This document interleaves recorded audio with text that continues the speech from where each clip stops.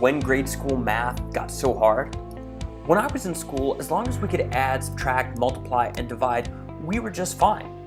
Now, we expect children to draw diagrams, solve word problems, and explain their thinking. Students are being exposed to fractions, decimals, and even algebraic thinking at some of the younger grades. The good news is, this change doesn't have to be painful. My name is Jeff, founder of Room to Discover. I help schools and parents meet the individual learning needs of every student. Today, visual models are used in all of the most effective math classrooms because they help support a conceptual understanding of math, they help us relate numbers to real-life situations, and they even support the development of traditional math skills like computation and mental math.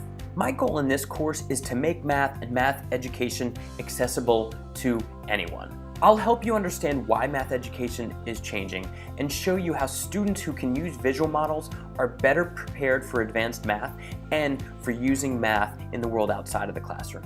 So whether you're an educator looking to improve the quality of math education in your school, a parent helping your son or daughter with homework, or an adult trying to improve your own math skills, understanding and using visual models will help.